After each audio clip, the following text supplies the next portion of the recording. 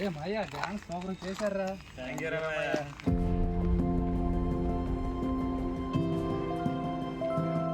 Dance బాగా చేశారు మాయా. తమ్ముడు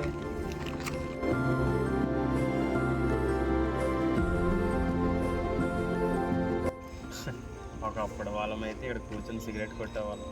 ఇప్పుడు చూడు మొత్తం ఏ వల్లే కదరా మరి. గౌతమ్ గడు ఏడ్రా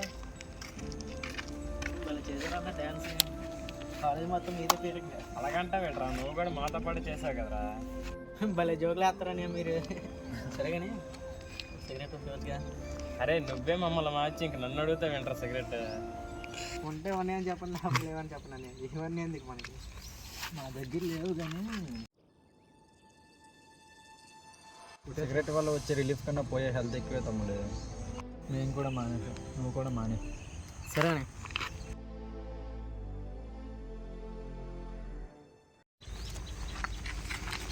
అరే తమ్ముడు, ఇంటికి నీ పేరేం పేరు? అశోక్ అన్న.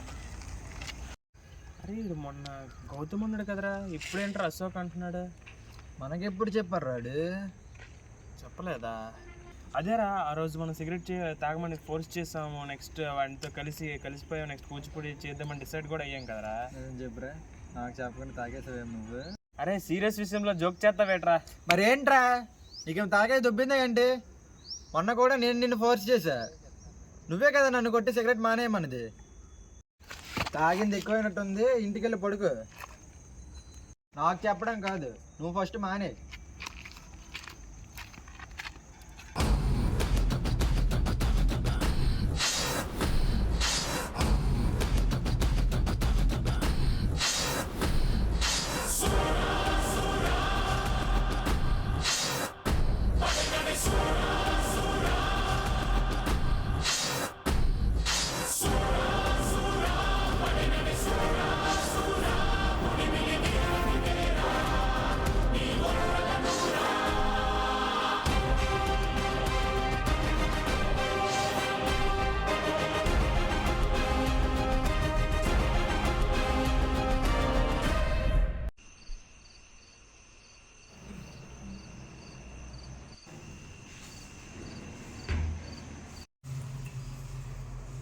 వాళ్ళు చెప్తే మార్పులా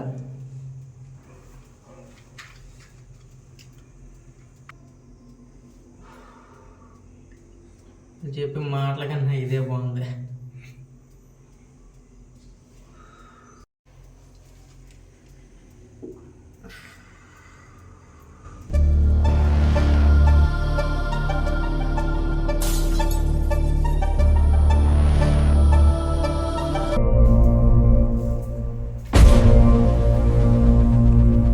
నువ్వు చేసింది కరెక్టేనా?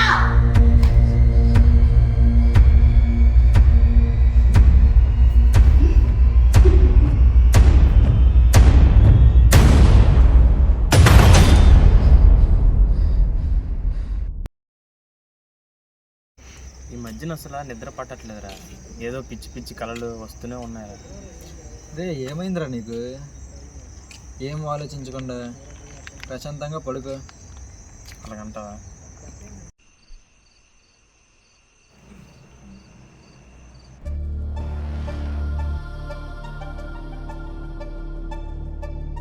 గౌతమ్, అశోక్ అన్న.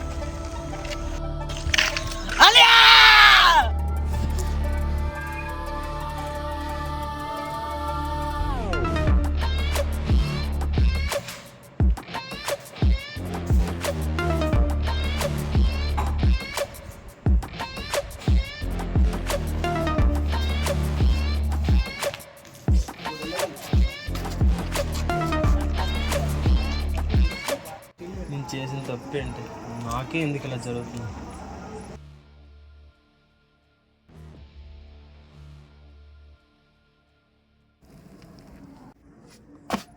నువ్వేంటి ఇక్కడ? దెయ్యం ఏంటి నువ్వు గట్ట?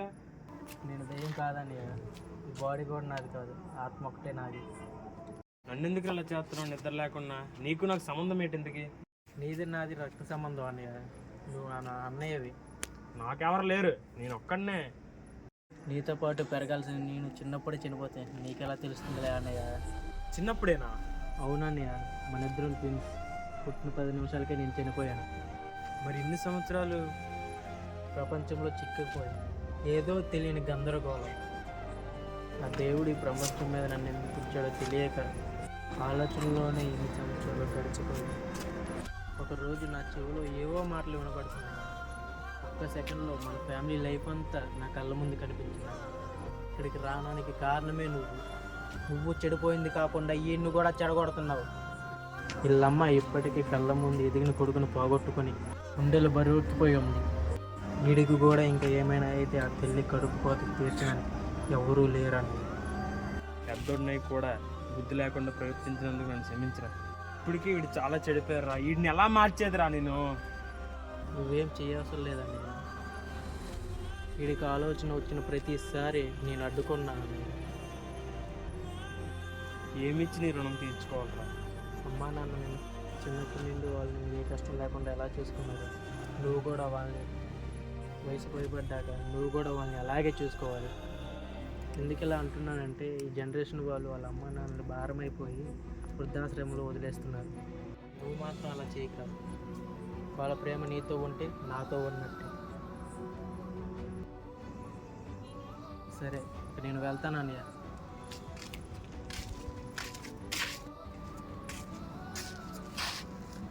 అయ్యా నేను ఒకసారి అది చేసుకోవచ్చా?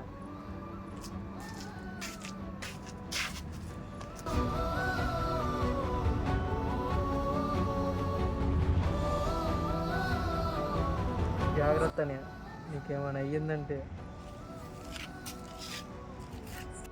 నీకనే కాదన్నయ్య, ప్రపంచంలో కన్నబంధానికి ఏమైనా జరిగితే ఆ బాధని పూతెల్లి కూడా మోయలేదన్నయ్య.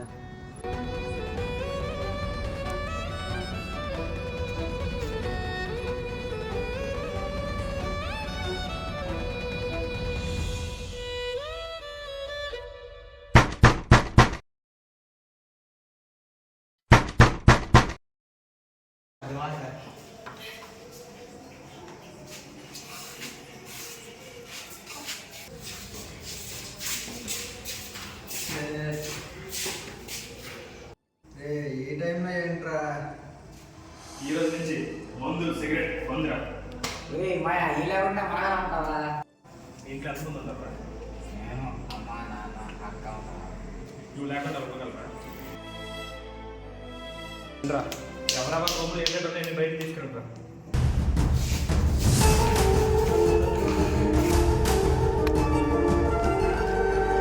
ఈ రోజు నుంచి మన లైఫ్లో న్యూ బిగినింగ్.